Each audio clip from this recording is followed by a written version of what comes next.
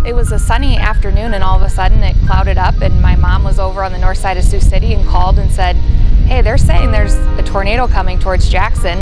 Friday afternoon, it was after 5 o'clock. Everybody but myself and another gentleman were in the building, and I happened to step out into the warehouse area. I heard a rather loud rumbling and noise, and I said, this doesn't sound quite right. But I think we best get in our vehicles and head home. So we went in the basement, heard the sirens, and the electricity went out, and it sounded like someone kept opening and closing my parents' garage door. Getting on the road and heading home. Stepped in the house and checked on the TV, and they were giving the news about the tornado coming in through Jackson. So I said, well, I guess I'm going back to town. And a few minutes after that, a fire truck went around town and said everyone needed to go to the church for a head count. No lives lost. There was one injury that I believe I can recall, and that was a lady that had a leg injury.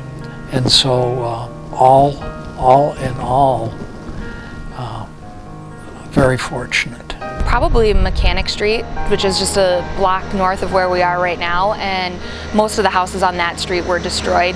And then where the Bank of Dixon County is now, that was the school, which was pretty destroyed. So the house that's right behind the church there used to be an older two-story house there that was actually flipped upside down in the tornado. We were able to maintain service, and to my knowledge, no service was lost anywhere other than a home that was tore up and, of course, lost service. The service was lost to our business office, and within our building, the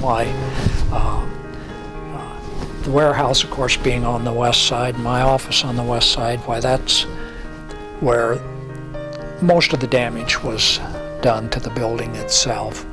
Everybody just stepped up and started helping, and it really didn't take too long when you thought about all the damage to get it cleaned up, because everyone chipped in and helped. The village of Jackson stepped up.